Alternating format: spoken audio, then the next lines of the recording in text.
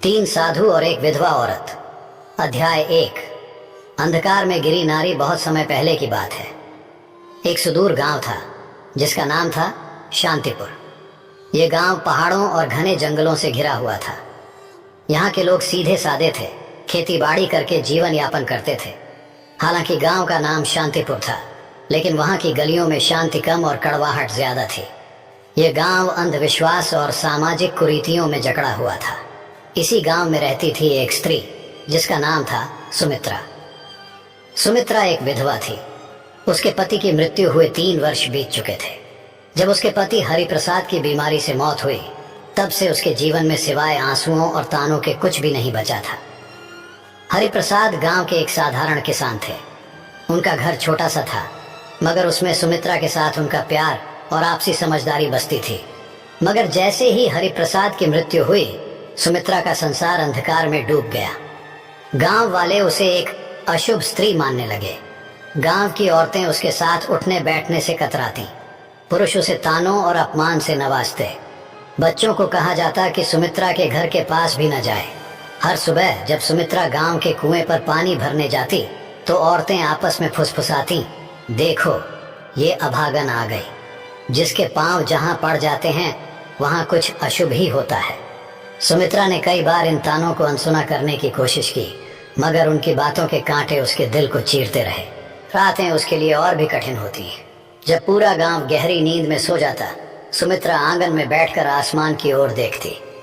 चांद की चांदनी उसकी आंखों में आंसू भर देती। वह अक्सर अपने पति की तस्वीर के आगे दीप जलाकर रोती और भगवान से पूछती, आखिर मैंने कौन सा पाप किया है जो मेरा जीवन इस तरह नर्क बन गया। कई बार उसने गांव छोड़कर जाने की भी सोची, मगर कहाँ जाती। उसके माता पिता बहुत पहले ही चल बसे थे। भाई बहनों ने उसके विधवा होते ही मुंह फेर लिया। एक दिन जब सुमित्रा अपनी टूटी फूटी झोपड़ी के बाहर बैठी थी, तभी उसने देखा कि गांव के बाहर वाले रास्ते पर 3 साधु चले आ रहे हैं। वे सफेद दाढ़ी वाले, भगवा वस्त्र पहने हुए थे। उनके चेहरे पर तेज था, मगर आंखों में एक अजीब सा रहस्य झलक रहा था। गांव वालों ने उन साधुओं को देखते ही उनके चारों ओर घेरा बना लिया। सभी ने उनके पांव छुए और आशीर्वाद मांगा।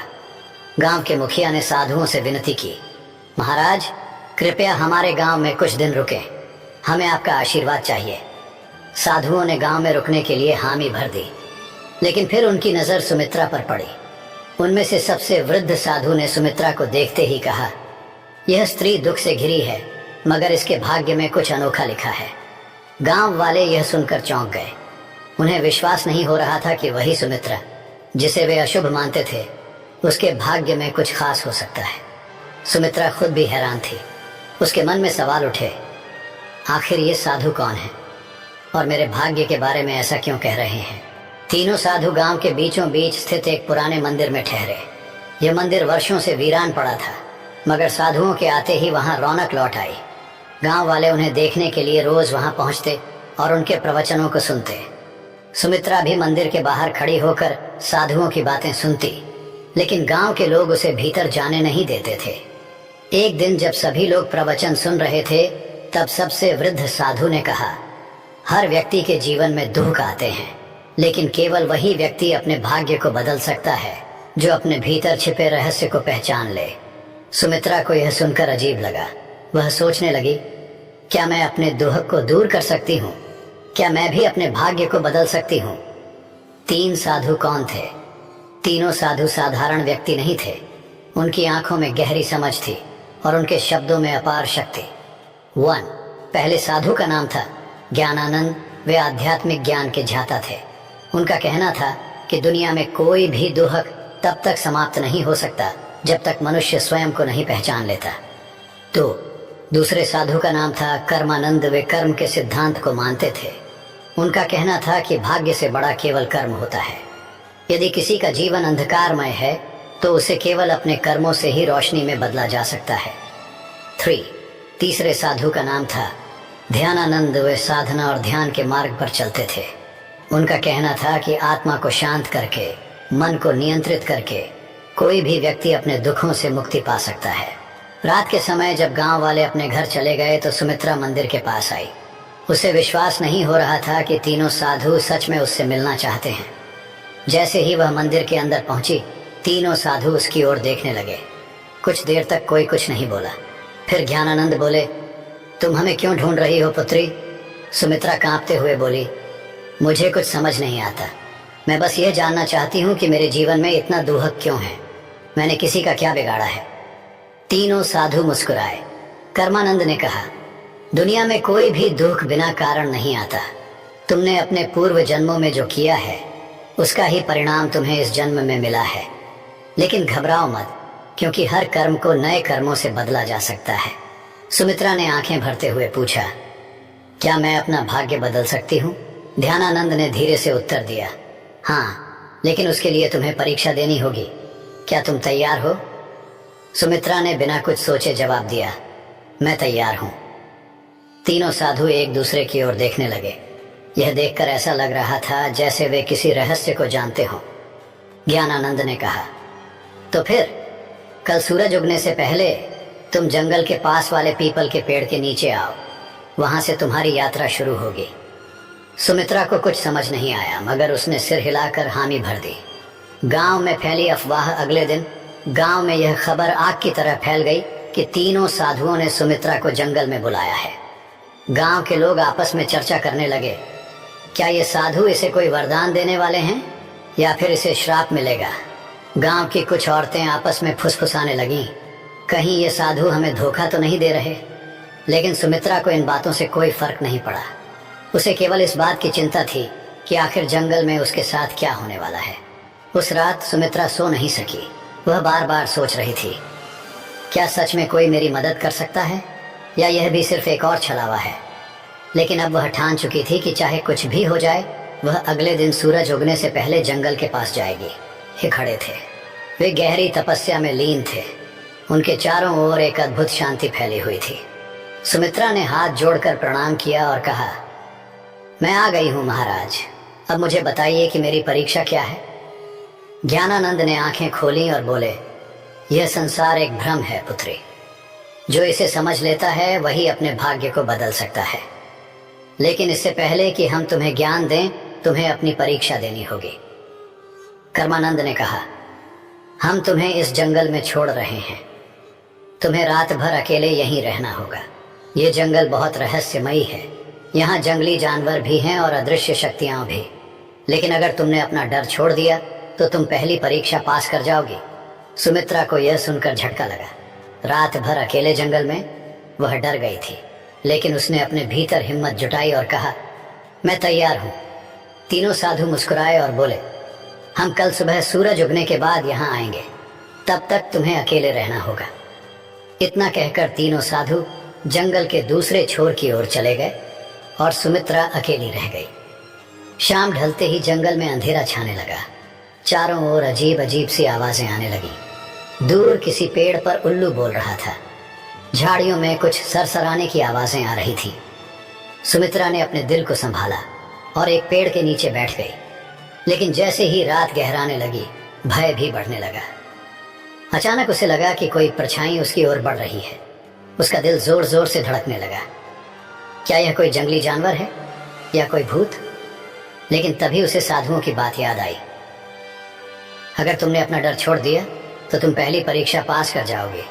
उसने अपनी आंखें बंद की, गहरी सांस ली और खुद से कहा, मुझे डरना नहीं चाहिए।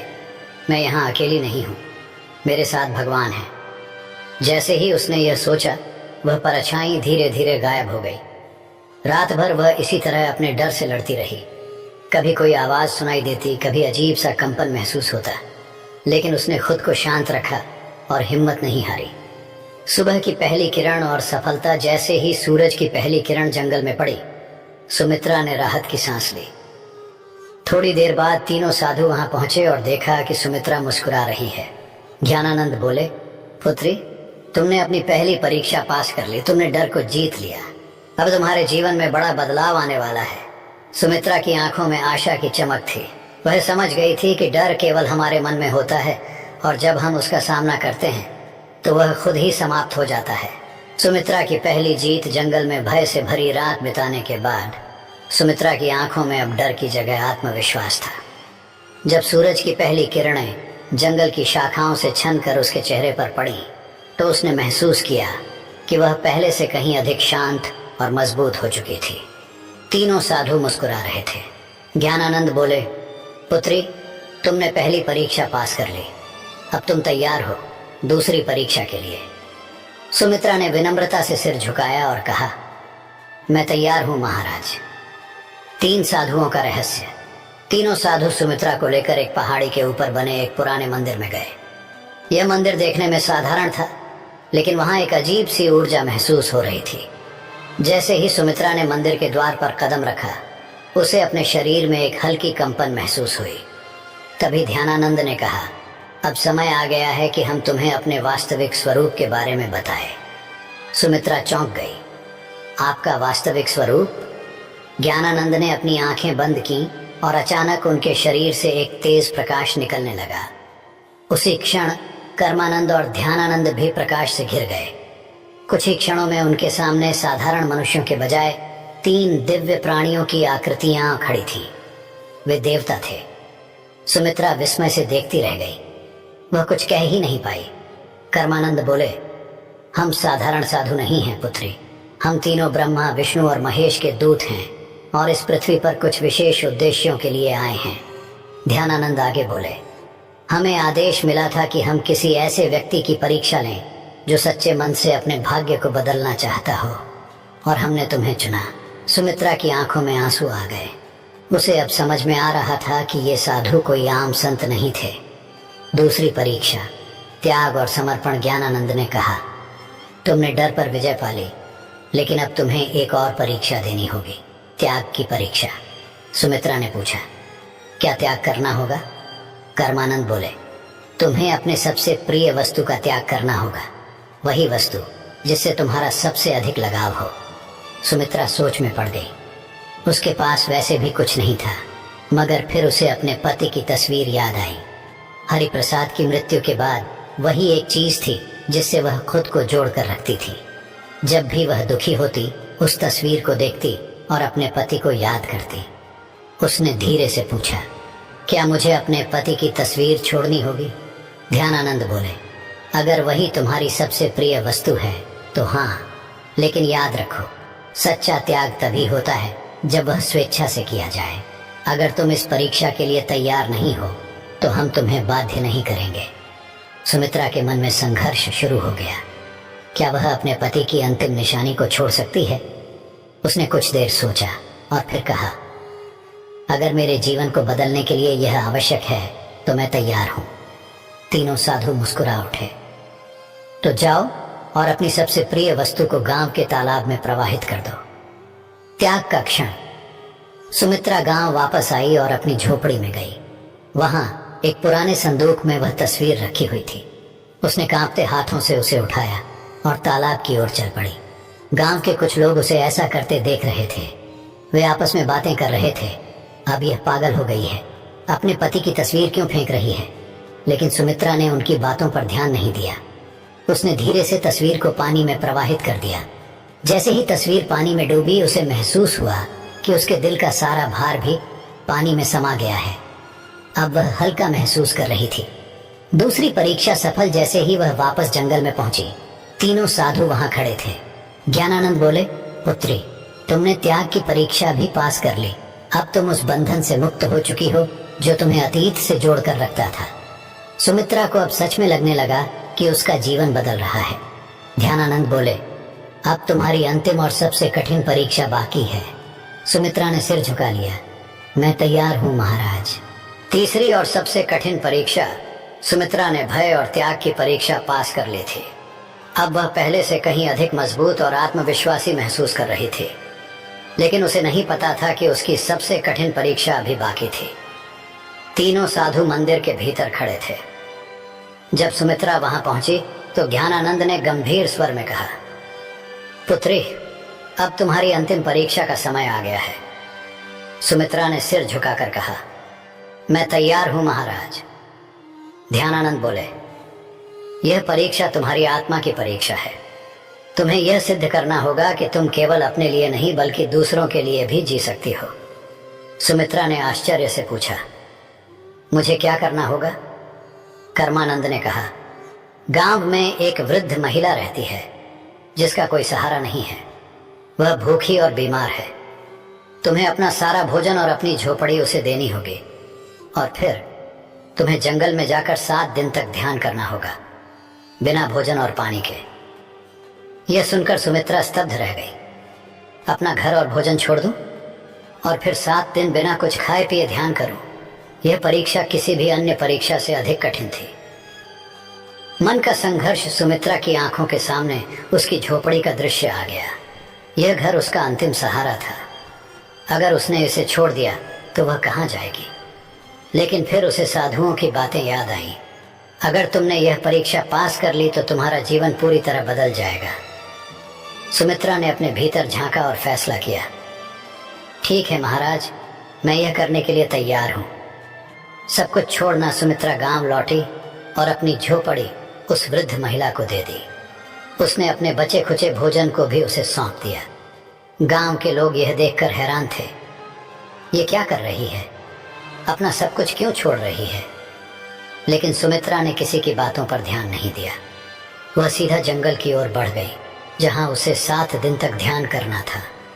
7 दिन का कठिन ध्यान पहला दिन बीता और सुमित्रा को बहुत भूख लगी, लेकिन उसने अपनी चेतना को भटकने नहीं दिया। उसने अपनी आंखें बंद की और साधुओं के दिए हुए मंत्रों का जाप करने लगी। दूसरे दिन उसे प्यास ने सताना शुरू किया, लेकिन उसने पानी की इच्छा को भी त्याग दिया और ध्यान में लगी रही। तीसरे दिन उसके शरीर में कमजोरी आने लगी, लेकिन उसने हार नहीं मानी। चौथे दिन उसे लगा कि वह अब और नहीं सह पाएगी, लेकिन तभी उसे साधुओं की बातें याद आईं। सच्ची शक्ति शरीर में नहीं, मन में होती है। 5वें और 6ठे दिन वह पूरी तरह ध्यान में डूब गई थी। अब उसे भूख प्यास महसूस ही नहीं हो रही थी। 7वें दिन जब सूरज उगा तो कुछ अद्भुत हुआ। सुमित्रा की आत्मा एक नई ऊर्जा से भर गई थी। उसे महसूस हो रहा था जैसे वह एक साधारण स्त्री नहीं रही, बल्कि एक दिव्य शक्ति से जुड़ चुकी है। सुमित्रा का रूपांतरण जब 7वां दिन पूरा हुआ तो तीनों साधु उसके सामने प्रकट हुए। ज्ञानानंद बोले, पुत्री, तुमने अपनी अंतिम परीक्षा भी पास कर ली। अब तुम केवल एक साधारण विधवा नहीं हो, बल्कि एक सशक्त आत्मा बन चुकी हो। कर्मानंद बोले, तुम्हारे भीतर अब वह शक्ति आ गई है जिससे तुम न केवल अपना बल्कि दूसरों का भी भाग्य बदल सकती हो। ध्यानानंद ने अपने हाथ उठाए और कहा, तुम्हें आशीर्वाद देते हैं कि अब से तुम्हारी जिंदगी सुख, शांति और सम्मान से भरी होगी। सुमित्रा के चारों ओर एक सुनहरी रोशनी फैल गई। उसने आंखें बंद कर लीं और जब खोली तो वह पहले से कहीं अधिक शांत, मजबूत और तेजस्वी महसूस कर रही थी। गांव में वापसी और सम्मान। जब सुमित्रा गांव लौटी तो गांव वाले उसे देखकर चौंक गए। अब वह कोई दुखी विधवा नहीं थी। उसके चेहरे पर दिव्यता थी, उसकी आंखों में आत्मविश्वास था। गांव के लोगों ने उसे पहले तिरस्कृत किया था, लेकिन अब वे उसके पास आकर उसके चरण छूने लगे। माँ, हमें क्षमा करो, हमने तुम्हारा अपमान किया था, लेकिन अब हमें समझ आ गया कि तुम कोई साधारण स्त्री नहीं हो। सुमित्रा मुस्कुराई और कहा, सच्ची शक्ति बाहर नहीं, हमारे भीतर होती है। जब हम अपने डर, अपने मोह और अपने अहंकार को त्याग देते हैं, तभी हम असली शक्ति को प्राप्त कर सकते हैं। गांव वालों ने उसे गांव की सम्माननीय महिला घोषित कर दिया। अब वह पूरे गांव की मार्गदर्शक बन गई थी।